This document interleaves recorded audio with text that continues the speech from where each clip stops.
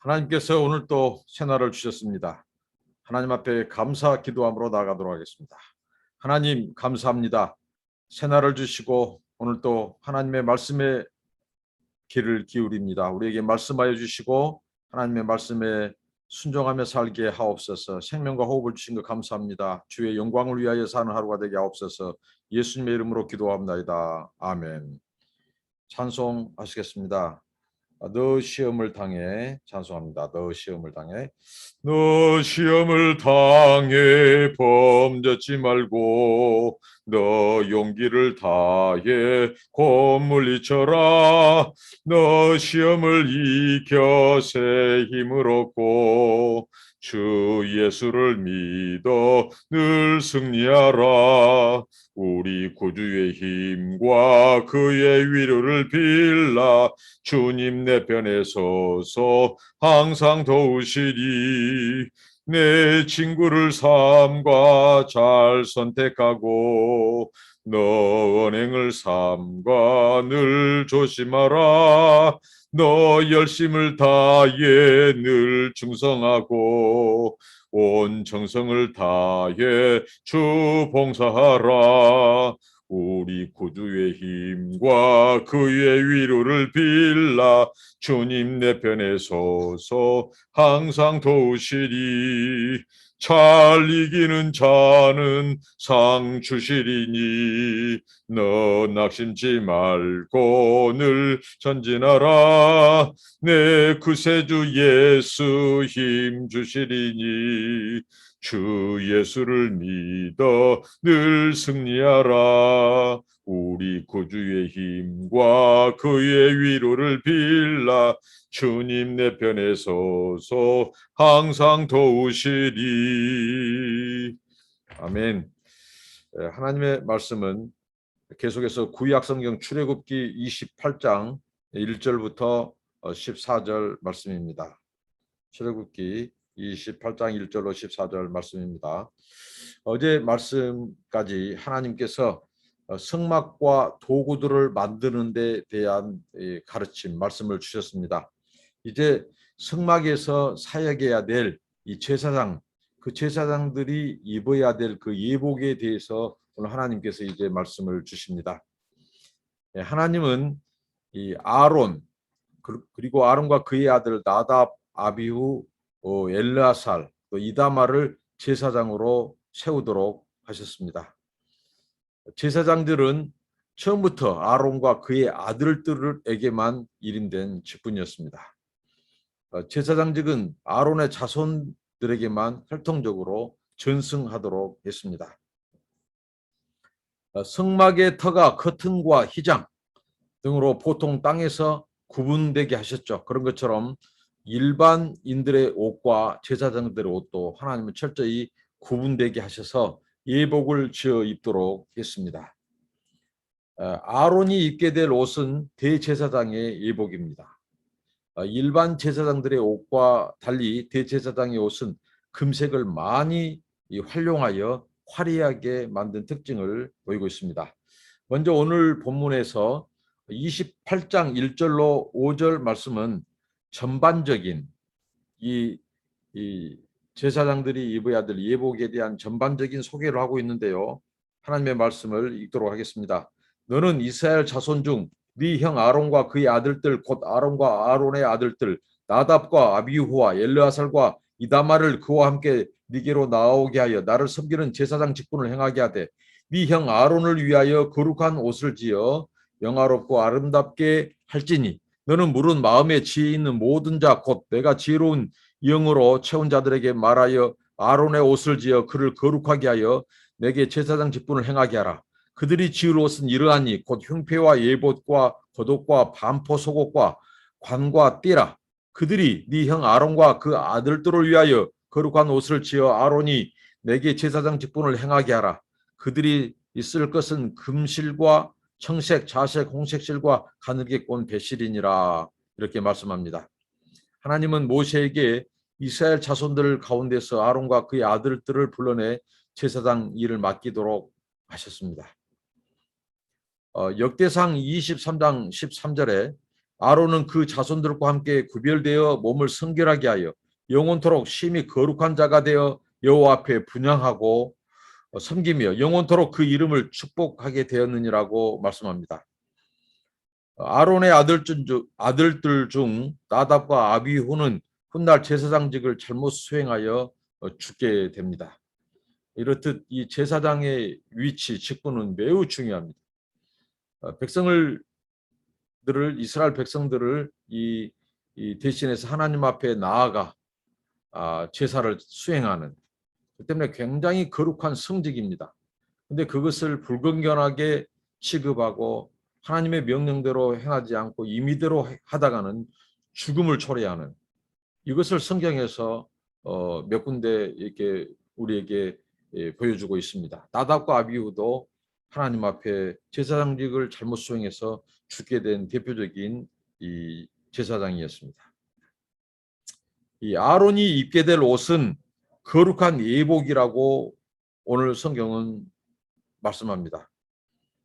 예복이 거룩하다는 것은 대제사장이 성소라고 하는 그 거룩한 곳, 공간에서 사용할 때 입는 옷이기 때문이고, 그 옷에 바로 하나님께서 그 제사장 직분에 수행하는 구분짓는, 그 구별시킨 옷이기 때문에 그것은 영화롭고 아름다웠습니다. 제사장이 이처럼 화려한 옷을 입은 것은 그 자신을 드러내기 위한 것이 아니고 하나님의 명령이자, 그리고 하나님의 아름다움, 하나님의 그 거룩하심, 하나님의 영광을 드러내도록, 그래서 그 이 옷에 하나님께서 특별한 의미를 부여하셨습니다. 이 예복은 하나님 주신 지혜로 충만한, 매우 능숙한, 이 스킬풀한 그 기술을 가진 이 장인, 이 옷감을 잘 다루고 옷을 잘 짓는 그 장인이 만들도록 하나님께서 명령하셨고, 그래서 이 옷은 최고의 기술을, 그리고 최고의 이 영성을 지닌 자가 최고의 재료를 가지고 만들도록 하셨습니다. 하나님께서 그리스도 예수 안에서 우리는 이제 왕 같은 제사장이 되었습니다. 우리와 세상을 구분짓는 것, 우리가 입어야 될 예복은 무엇일까요? 그것은 예수 그리스도의 의의 옷입니다. 우리는 다 죄인입니다. 하나님 앞에 나아갈 수 없습니다. 그런데 예수 그리스도께서 십자가에서 피 흘려 죽으심으로 우리에게 이제 그 붉은 피로 빤 세마포 옷을 입혀주셨습니다. 그 세마포 옷은 바로 예수 그리스도의 의의 옷입니다. 의의 옷이 곧 오늘 왕 같은 제사장이 된 우리들이 입어야 될 의복입니다. 그렇기 때문에 우리는 이제 하나님의 자녀로서, 하나님의 왕 같은 제사장 백성으로서 세상과 구별되는 바로 의의 옷을 입고 제사장으로서 살아야 한다는 것이죠. 바로 오직 우리를 의롭다 하신 이는 예수 그리스도, 그의 속죄로 말미암아, 그의 피로 말미암아 우리에게 지어 입혀준 그 의의 옷을 입고 우리는 이 세상에서 구별되어 죄짓지 않고 거룩하고 깨끗하고 경건하게 세상에서 하나님의 백성으로서 그 세상 사람들을 주님께로 인도하는 그런 의의 사신으로서 살아야 한다는 교훈을 우리가 얻을 수 있습니다. 그 다음에 예봇입니다. 28장 6절로 14절 말씀인데요. 하나님의 말씀을 읽습니다. 그들이 금실과 청색, 자색, 홍색실과 가늘게 꼰 배실로 정교하게 짜서 예봇을 짓되 그것에 어깨 바지 둘을 달아 그 두 끝을 이어지게 하고 예봇 위에 매는 띠는 예봇 짜는 법으로 금실과 청색, 자색, 홍색실과 가늘게 꼰 배실로 예봇에 정교하게 붙여 짤지며 호마노 두 개를 가져다가 그 위에 이스라엘 아들들의 이름을 새기되 그들의 나이대로 6 이름을 한 보석에 나머지 6 이름은 다른 보석에 새기라. 보석을 새기는 자가 도장에 새김같이 너는 이스라엘 아들들의 이름을 그 두 보석에 새겨 금태에 물리고 그 두 보석을 에봇의 두 어깨바지에 붙여 이스라엘 아들들의 기념 보석을 삼되 아론이 여호와 앞에서 그들의 이름을 그 두 어깨에 매어서 기념이 되게 할지면 너는 그 금으로 태를 만들고 순금으로 노끈처럼 두 사슬을 닦고 그 따은 사슬을 그 태에 달지니라고 말씀합니다. 고대 근동 사회에서 옷은 그 신분, 직분 이것을 상징했습니다. 권위를 상징했습니다. 그러므로 여호와 하나님을 섬기는 대제사장들이 어떤 옷을 입고 일을 하느냐는 당시에 매우 중요한 사안이라는 것이죠. 장막에 대해 하나님께서 말씀하실 때 장막에 대해서 그 기구들을 말할 때 중요한 것들 그런 것들부터 먼 곳에 가까운 지성소에서 먼 곳으로 이렇게 하나님께서 구별되어 배치를 하셨듯이 이 예복도 하나님께서 말씀하셨습니다.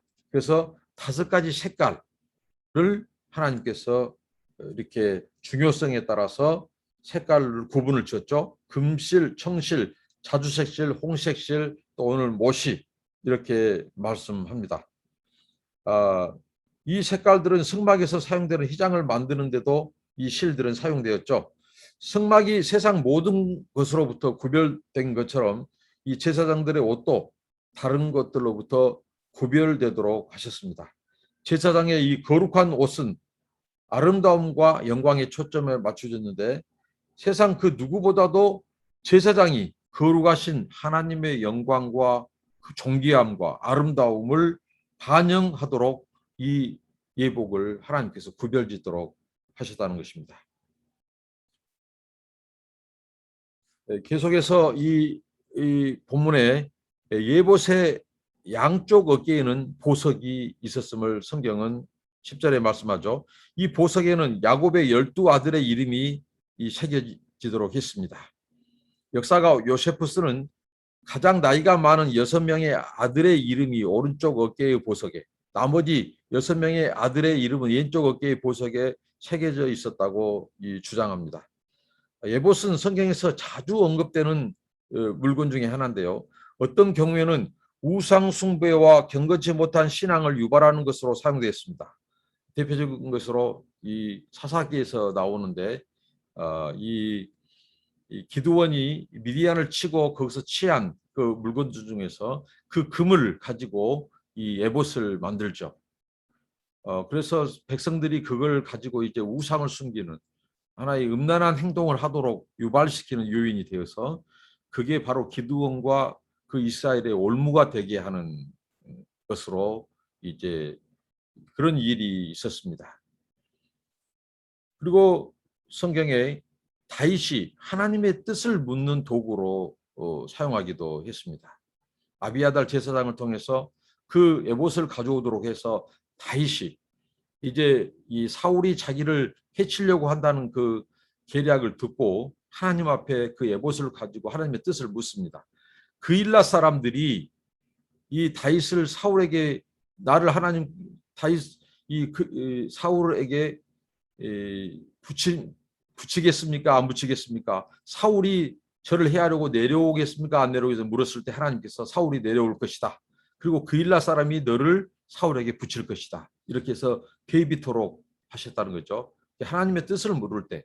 그러니까 이 거룩한 에봇, 거룩한 것이 우상 숭배로 쓰이느냐 아니면 하나님의 뜻을 묻는 것으로 쓰이느냐.